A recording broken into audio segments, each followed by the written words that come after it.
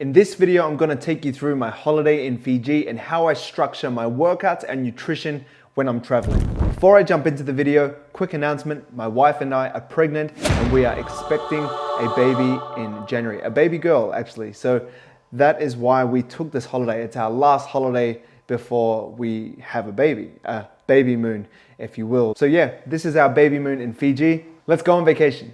So this is the view from our balcony. We had the Reef Deluxe room. That's the pool there. And the thing about the Reef Deluxe was that it was by the adults only area. One thing we found out when we went away on holiday was there is a ton of people that take their families on holiday. So it was cool to be separated from that because they are loud and they love to scream a lot, which is what we have to look forward to soon. That was the beach. This is a frog that I saw in the outdoor shower. I thought that was cool. I named him Outdoor Shower Frog, but only saw him on one day. Now breakfast, we had buffets every single day down by the water. It was beautiful. Yeah, gained a lot of weight while I was away. Well, not a lot, I gained about 4 kilos, but over 5 days, that's a pretty decent attempt. Yeah. So there we go, we have another meal that we had. That was lunch, and this was mini golf, and this was the only hole-in-one that I got. I thought I'd put this in instead of taking you around the whole 18 holes. I did come away with the victory for this mini golf. With a highly competitive second place from Kiki there. So as you can see, I take my golf very seriously, and look, you can't really miss this because the hole was in the middle and it kind of angled down to it. This was a dinner that we had with the live musicians. We had some chicken nachos here with the music right there. It was awesome. He was playing some Bob Marley and some real good tunes. That was steak, vegetables, salad. Probably one of the healthiest meals that we had. But after that, we did go and get some Kapiti ice cream from New Zealand, which is where I'm from, and that was beautiful. I can't remember what I had. I had boysenberry there, I had apple crumble, and then I had a peaches and cream as well. So that was awesome. Love ice cream. I did do a 30-day ice cream challenge, which you can see. I'll put it here if you do want to see my ice cream challenge. But yeah, I'm a big fan of ice cream. There's breakfast once again. And here we actually went on a catamaran and went to the Yanuca Islands, which is these islands in Fiji, which is super beautiful. And we went to the sandbar that you're going to see very soon. As you can see out there, there's a sandbar out there. We did some snorkeling, we saw some clownfish or Nemo fish. We actually saw some cuttlefish as well, which are really cool. They're kind of like squid-like. And I saw a lobster as well. Really cool snorkeling and stuff. Once again, buffet lunch. There's a lot of buffets over there. There was bottomless drinks and all that stuff, so people were getting pretty turned up on the catamaran while we were away. And this is a little clip of me playing touch rugby. There's my long ball. I used to play touch rugby pretty competitively back home for Canterbury. Fun fact, I was actually asked to play for New Zealand, but I couldn't afford it at the time because I was a poor student. But this is us playing touch. It's one touch. One touch when I'm with the adults, but here we're just playing with the kids. That's me. They're obviously bigger than a lot of the kids, and I wasn't going to be that adult that just went really hard out on the kids. So I was just playing, just trying to get the kids to have fun and give them the ball and stuff. This is me just chasing them down. I just put together a little compilation here. Once again, here's me. This isn't a kids game, so I'm not taking it super serious. Just trying to get around. But I thought it was fun. Here's the adults game where I do take it serious. So this is me chasing him down. Very proud that I got that last touch there. And that was when I was taking it super serious. But the Fijians, they're athletes, man. They're just built different. Here's a hotel gym tour. Sorry, before we get into the workout. As you can see, the cardio equipment, there's my wife. She's actually loving training at the moment, being pregnant in the 2nd trimester. That is where we do the hanging knee raises if you want to, tricep dips as well. We had a cable machine. Where we do pull-ups and obviously chest flies or shoulder raises, anything you want to do. That is a chest press machine, a lat pull down, a shoulder press machine. Beside that we have an ab crunch machine, which I'm a huge fan of as well, seated leg curl, and we have a leg press as well, a decline bench, a 45-degree back extension, which is really rare to find in a gym anyway. And, and this is in a hotel gym, and dumbbells that went from 2.5 kg all the way up to 2.5 kg. So I was super stoked because on the images, it just showed like cardio equipment, and I was freaking out because most gyms, obviously, are pretty crap, to be honest. So it was cool to have a gym where we could actually train properly. So I'm going to take you through my workout and then explain my approach. So this is, it started off with a prone dumbbell row.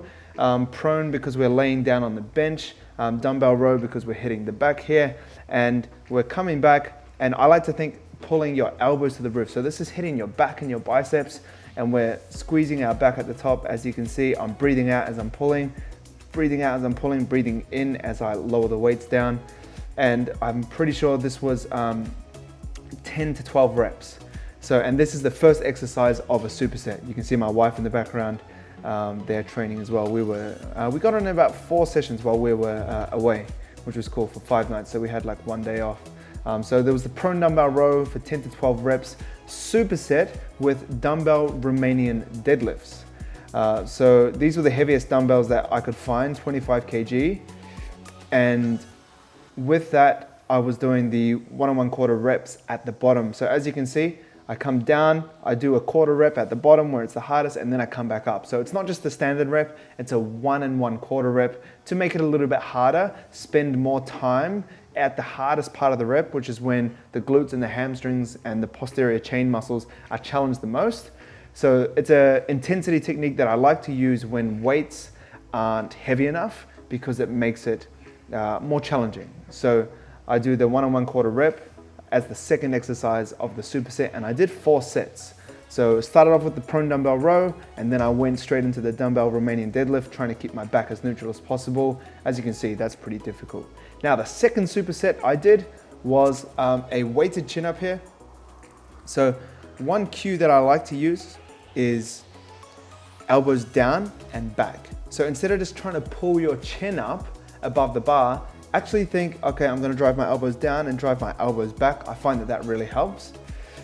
So yeah, this was just 8 reps. The first 2 exercises were 10 to 12. This was about 8 reps because I wanted to really challenge my strength while I was away. And I love weighted chin-ups for just being strong. I think they're a super underrated exercise. And then once I hit my 8 reps, this was my final set that I recorded. I put the weight down and I just did a drop set pretty much to as many body weight reps as possible. And I got a pathetic 2 reps, I think. There's one. And then, oh mate, I got 1 rep. I thought I was stronger than I really am. So now we have this supersetted with a 45-degree back extension, and it's weighted. I'm holding a dumbbell on my chest. Now, one thing with this exercise is a lot of people will hold weights like down low, but if it's down low, it's easier. If you hold a weight higher, because it's further away from where you're hinging from, it makes it harder. So I like to hold it on my chest to actually make it a bit harder. So that's me. So with this, I'm actually kind of rounding my back because I like to switch my lower back off when I'm doing this exercise. This is predominantly for glutes and hamstrings. And there we can see I'm really driving my hips into the pad, squeezing my glutes at the top of the rep and lowering back down. So I'm just thinking butt back as I lower down. There we go. So that is a 10 to 12 reps with the pull-up that I'm doing. So that was 4 sets as well. Now this next exercise is a lat pull down, but I'm kind of doing it more so, not really focusing on the lats because I've already done the pull-ups. I'm kind of doing like a rear deltoid row where I'm aiming for my arm path to be 45 degrees, as you can see. So this targets more the rear delt, so I'm slightly leaning back and I'm trying to keep my arms at 45 degrees. If I wanted to really focus on my lats, I'd keep my elbows a lot closer to my body, and instead of having a 45-degree angle, I would hug my elbows really close. But that wasn't the goal here. So I'm doing a pronated lat pull down, more so focusing on rear deltoids because I've already hit the lats with my chin-ups and my prone dumbbell rows as well. So once again, we're going 10 to 12 reps here, and then we're supersetting that with the seated leg curl. So as you can kind of see with the structure, I'm doing upper body with lower body in a superset, and then upper body with lower body in a superset, upper body and a lower body with superset. Now, and the reason I did this is because this is a great way to get your calorie expenditure up when you're training, or how many calories you burn throughout the session. So as you can see, with the food that I was eating a lot of buffets, and that was just one plate I was showing you in the videos. I was having like 2 to 3 plates You know, I'd get like a savory plate and then like a smaller savory plate, and then I'd get like a huge dessert plate. So I was having like 3 plates per buffet meal. So I was really trying to crank out and burn as many calories as I could in my workouts, because I was definitely putting them away. As I said, I've gained about 4 kilos after that trip, and it's not muscle, I'll tell you that. So yeah, 10 to 12 reps here with the seated leg curl, hitting the hamstrings once again with the lower body. So this is a full body pull day. So all these exercises are pulling exercises because they're targeting pulling muscle groups. So biceps and back, and pulling with the legs is like hamstring and glutes, and posterior chain work. So here, the last superset is a arm exercise with an ab exercise. So here I'm just doing incline dumbbell bicep curls. So incline having a slight lean back, which changes the resistance profile slightly with the workout, giving my biceps a big squeeze at the top, keeping the reps pretty consistent though. So I think I did somewhere between 12 to 15 reps.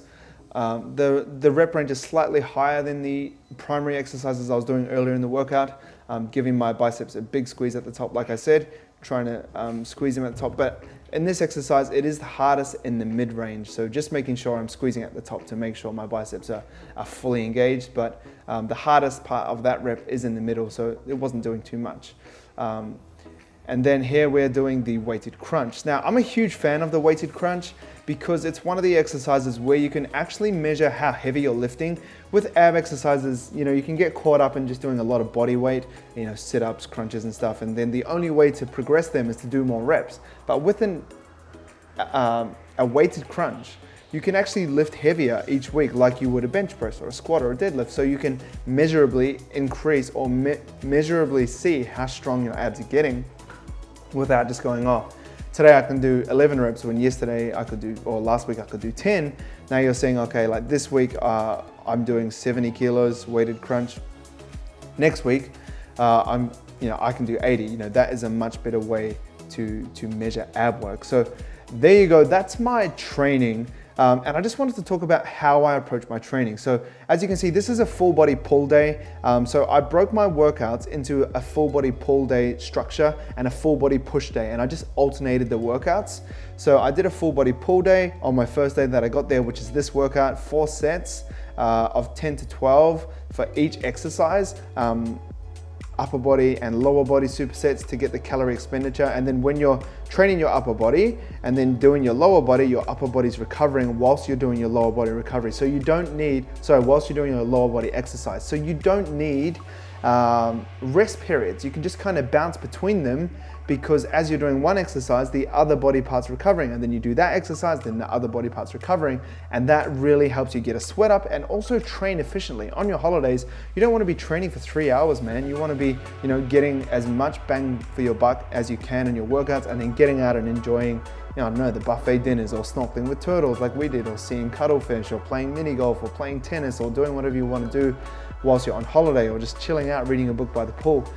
You want to just make your workouts nice and effective. So that's how I change my program. I usually train 5 to 6 days a week with, like, you know, upper body days, lower body days, upper body day, lower body days, and like push and pull splits and get real specific and isolation exercises. But while we were on our Babymoon, having our last holiday before our kid arrives, we wanted to just be efficient. So I changed my program to full body push, upper and lower supersets, and full body pull as well, which is what you can see here.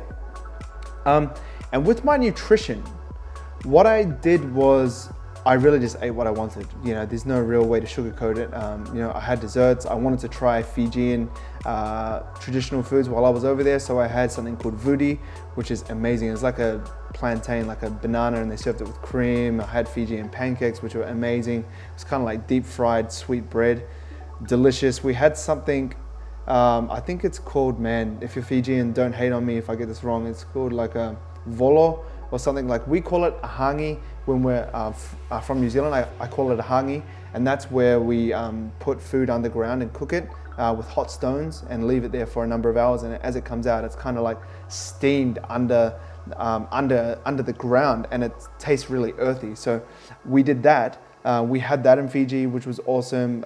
And yeah, I just really ate what I wanted. But usually my general rule while I'm traveling is, instead of trying to be lean and be in a calorie deficit whilst I'm traveling, what I do is I actually just change my goalposts, my goals, to maintenance. For this Babymoon, what I did was I literally just ate what I wanted, right? And I don't care that I gained like 4 kilos. I probably gained more. I don't know. I don't care because I'm gonna, you know, right now I'm in a slight calorie deficit. I have an event that I'm actually gonna take you to. I'm going to be a personal trainer for a big fashion company. And I want to bring you along with it to show you that experience. And that's happening in about 3 weeks. So I've got about 3 weeks to put the shreds on and lose that 4 kilos, maybe even more in a pretty short amount of time. Because yeah, I want to look good for that event. It's going to be a great one. I'm running a HIIT class and that for a big event in Sydney, and I can't really say any more.